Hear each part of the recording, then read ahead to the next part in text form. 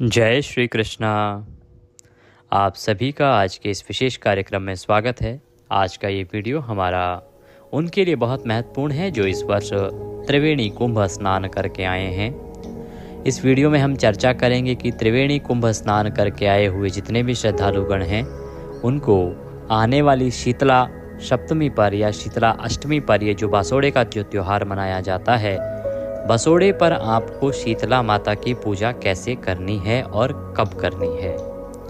क्योंकि जो लोग कुंभ स्नान करके आए हैं ना, वहाँ से त्रिवेणी का जल लाए होंगे, उनके लिए ये आने वाला शीतला पूजन या आने वाला बसोड़ा कहें, शीतला सप्तमी कहें, चाहे शीतला अष्टमी कहें, ये बहुत महत्वपूर्ण तिथि है।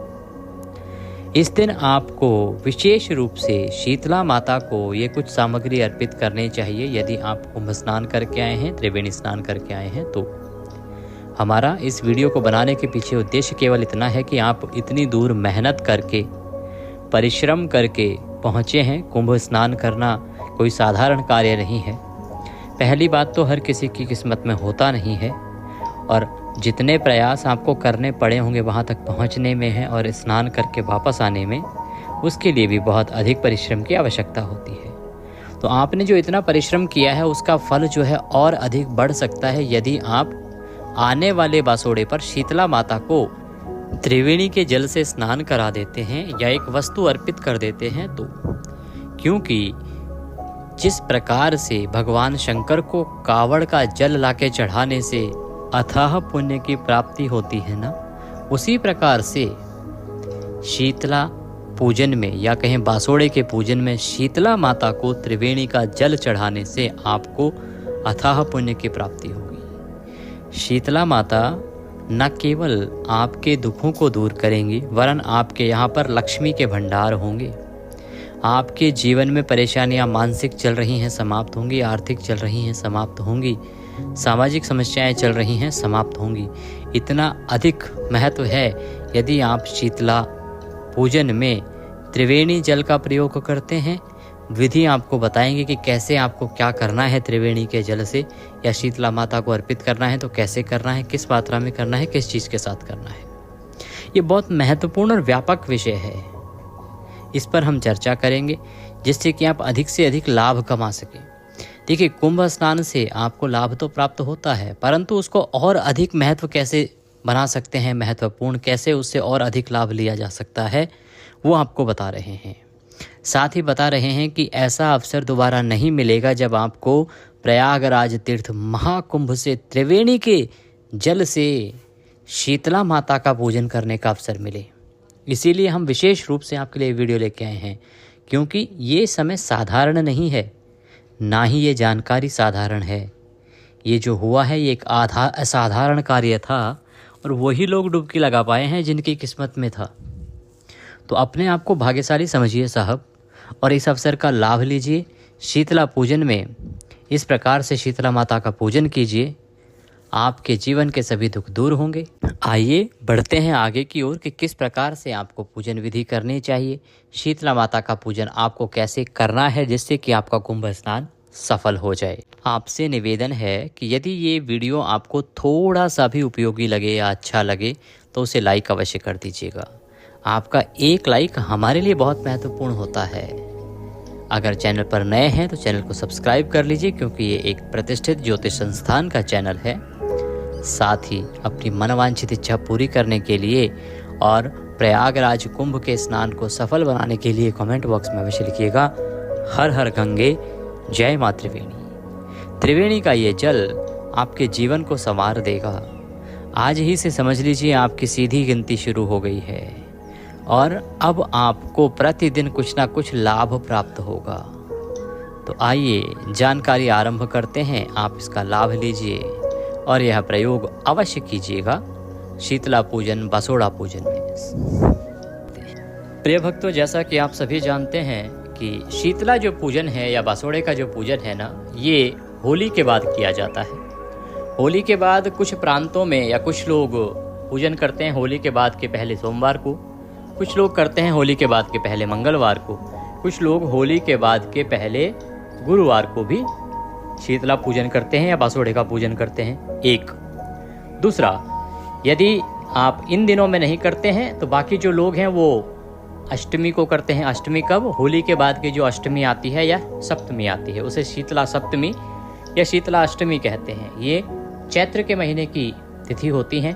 तो चैत्र की अष्टमी, चैत्र कृष्ण अष्टमी और चैत्र कृष्ण सप्तमी को शीतला माता का पूजन किया जाता है।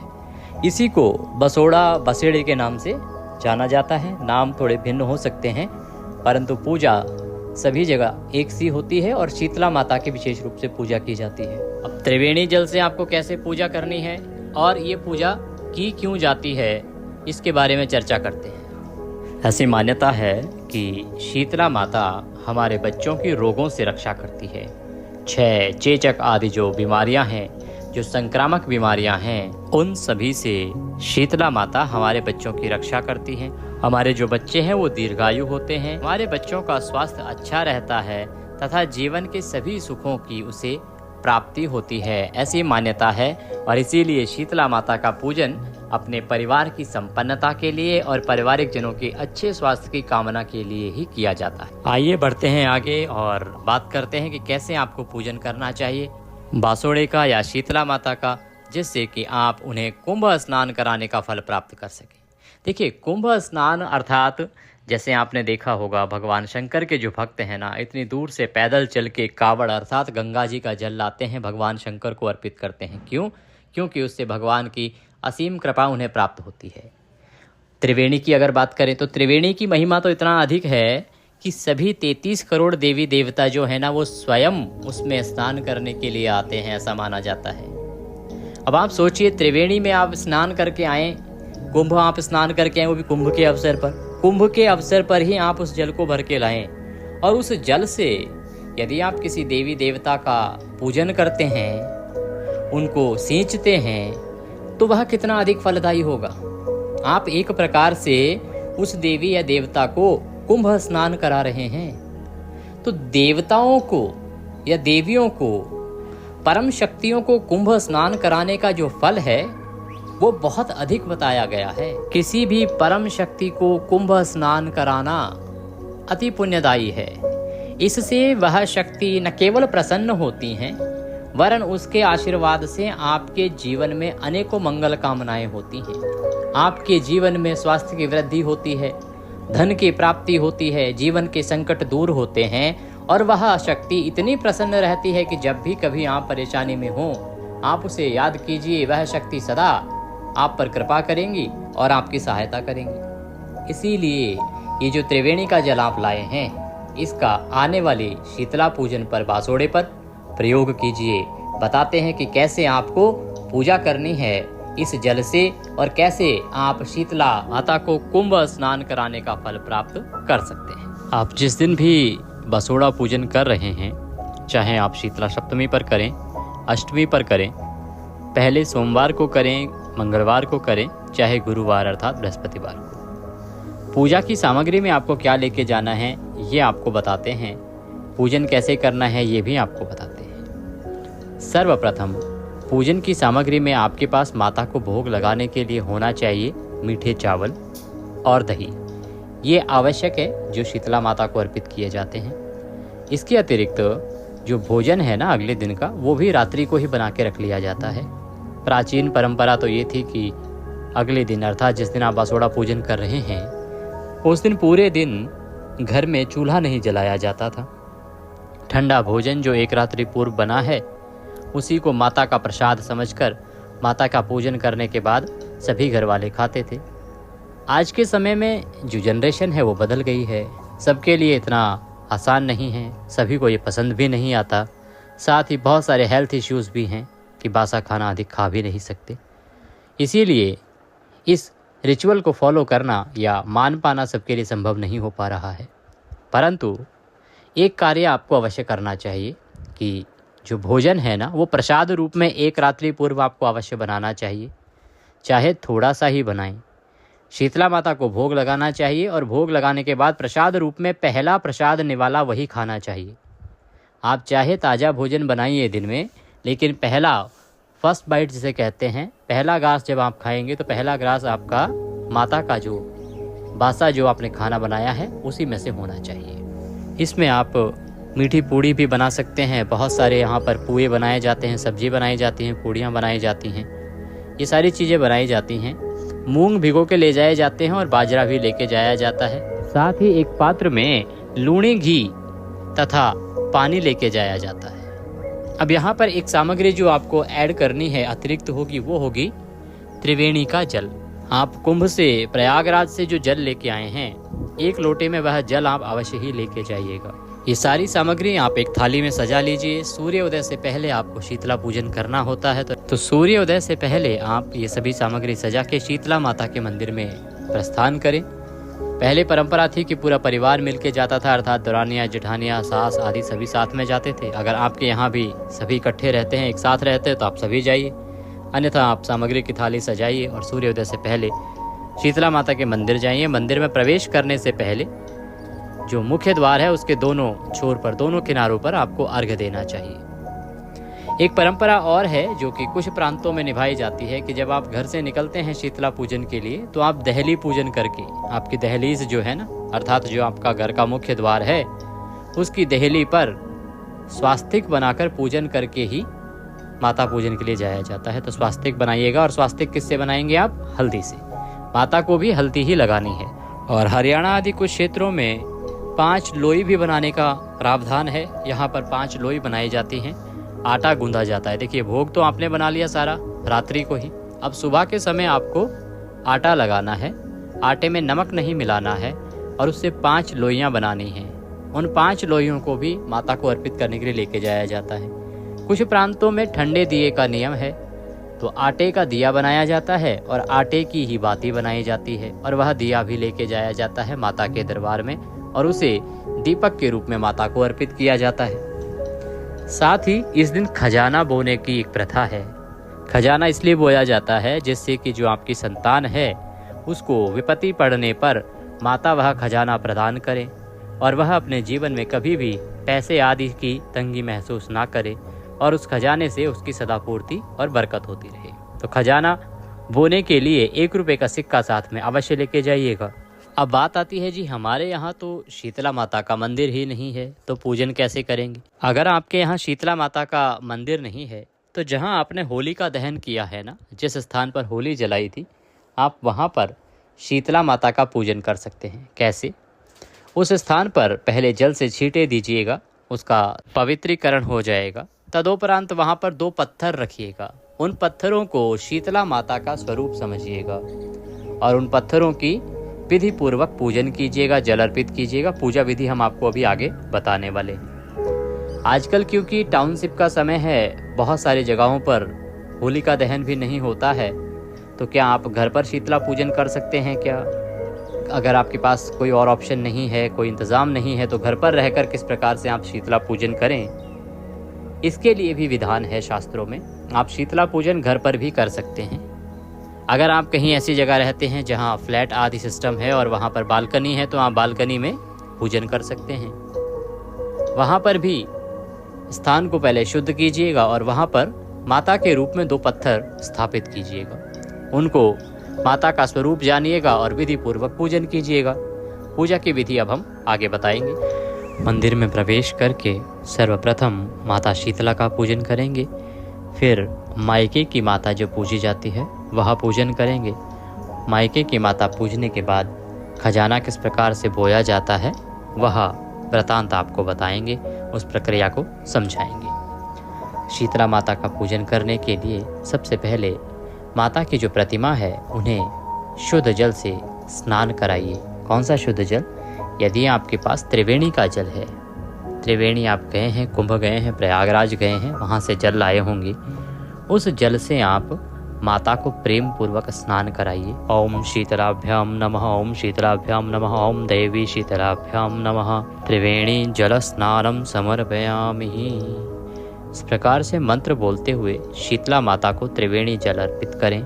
हमने आपको बताया कि लूणी घी के साथ भी जल आपको अर्पित करना चाहिए, तो लूणी घी वाला जल अर्पित करें और फिर पुनः त्रिवेणी जल से माता को स्नान कराएं। माता को प्रेम पूर्वक तिलक लगाइए, वस्त्र के रूप में मौली का टुकड़ा तोड़िए और वह अर्पित कीजिए, या कच्चा सूत आपके पास है तो कच्चा सूत भी अर्पित कर सकते हैं। तिलक कीजिए, तिलक करके अक्षत लगाइए। आपके पास फूलों की माला है तो फूलों की माला पहनाइए, अन्यथा शीतला माता को बड़कुल्ले की माला पहनाई जाती है। बड़कुल्ले, जिसको कुछ जगह पे बिलोकड़ी कहा जाता है, कुछ प्रांतों में इसे गुलरी की माला भी कहा जाता है। ये गोबर से बनी हुई कुछ आकृतियाँ होती हैं जिनकी माला होती है।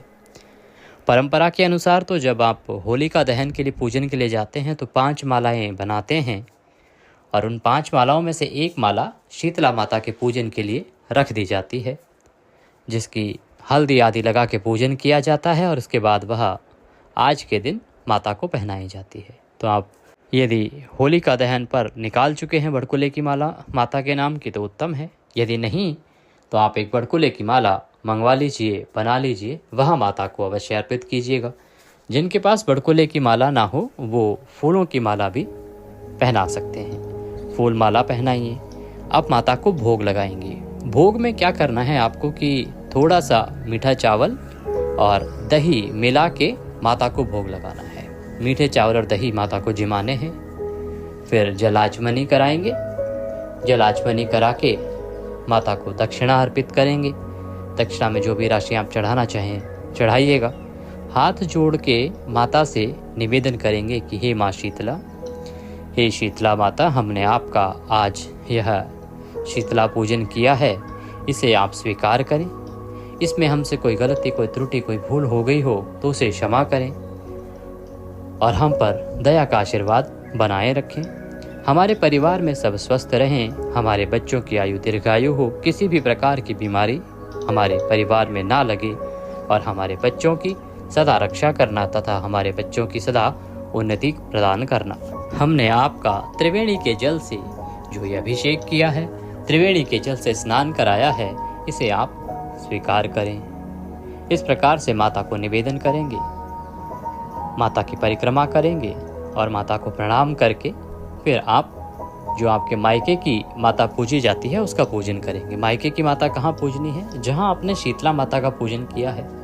तो मंदिर से बाहर निकल के कहीं भी आप अपने मायके की ओर मुख करके और मायके की शीतला पूज सकते हैं। एक स्थान पर जल के छींटे दीजिएगा शुद्ध जल से और वहाँ पर जैसे हमने माता को भोग लगाया है, पूजन किया है, उसी प्रकार से आप पूजन कीजिएगा और मायके की शीतला से निवेदन कीजिएगा कि हे मेरे मायके की शीतला माता, मेरे भाई भतीजों की रक्षा करना, मेरे पिताजी के परिवार में सब कुशल रहें, किसी प्रकार की हारी बीमारी उनको छू ना पाए और सब दीर्घायु हो। इस प्रकार से आप निवेदन कीजिएगा।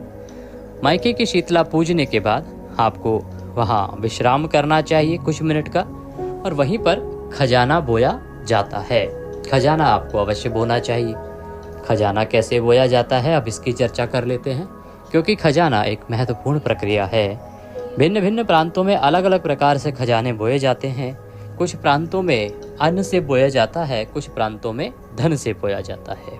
खजाना बोने की प्रक्रिया बताएं उससे पहले आपको बता दें कि जो लोग होलिका दहन जहाँ हुआ है वहाँ माता का पूजन कर रहे हैं वो भी इसी प्रकार से जो पत्थर रखे हैं उनका पूजन करेंगे और जो घर पर शीतला माता का पूजन कर रहे हैं ना, उन्हें भी माता का पूजन इसी विधि से करना चाहिए। जो उन्होंने 2 पत्थर रखे हैं उनको शीतला माता की प्रतिमा समझकर उनको स्नान आदि कराएं, पूजन आदि कराएं, भोग आदि अर्पित करें और उनसे निवेदन करें।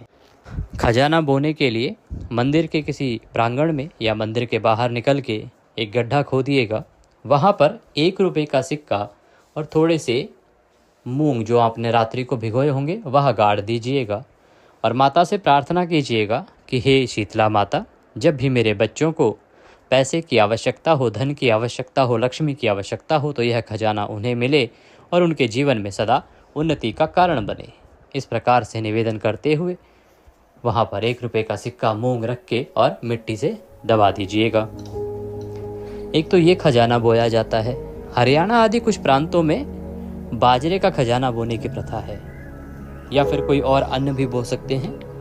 तो थोड़ी सी रेत हटा दी जाती है स्थान से और फिर वहाँ पर थोड़ा सा बाजरा उसमें दबा दिया जाता है, ऊपर से मिट्टी डाल दी जाती है और उसके ऊपर थोड़ा सा पानी छिड़क दिया जाता है और शीतला माता से प्रार्थना की जाती है कि हे शीतला माता, जब भी मेरे परिवार में धन संपत्ति की आवश्यकता हो, धन दौलत की आवश्यकता हो, तो यह खजाना मेरे परिवार को बरकत दे, मेरे परिवार की उन्नति का कारण बने। इस प्रकार से माता से प्रार्थना करके आशीर्वाद मांगा जाता है और यह खजाना बोया जाता है। ये प्रक्रिया करने के बाद आपको कथा सुननी चाहिए। कथा आपके इसी चैनल पर सुनाई जाती है। सही कथा ही आपको सुननी चाहिए, क्योंकि भिन्न भिन्न चैनलों पर बहुत सी कथाएं ऐसी भी होती हैं जिनका कोई संबंध नहीं होता है, पर उस नाम से चला दी जाती हैं। तो सही चैनल पर सही कथा सुनने के लिए आप चैनल को सब्सक्राइब कर लीजिए, क्योंकि ये एक प्रतिष्ठित ज्योतिष संस्थान का चैनल है। यहाँ पर इधर उधर की बातें नहीं की जाती हैं। जो पंचांग और ज्योतिष शास्त्र बताता है वही आपके लिए बताया जाता है। तो सही कथाएं सुनने के लिए, सही शास्त्र अनुसार जानकारी प्राप्त करने के लिए चैनल को सब्सक्राइब करें और बेल आइकन को अवश्य ही प्रेस करें, जिससे कि आपको सभी वीडियोस मिल सकें। कथा सुनेंगे, कथा सुन के फिर आप अपने घर को प्रस्थान करेंगे। जब आप घर को आएंगे तो घर आने के बाद भी आप देहली पूजन करते हैं। अपने घर में प्रवेश से पहले घर के दोनों ओर, घर का जो मुख्य दरवाजा है ना, तो मुख्य द्वार के दाईं तरफ बाईं तरफ थोड़ा थोड़ा जल अर्पित करेंगे। जल अर्पित करने के बाद घर में प्रवेश करेंगे, देहली पूजन करेंगे। देहली का पूजन जब आप करेंगे तो हल्दी से स्वास्तिक बनाएंगे और अंदर आने के बाद जो जल है बचा हुआ माता पे चढ़ा हुआ, वह पूरे घर में छिड़केंगे।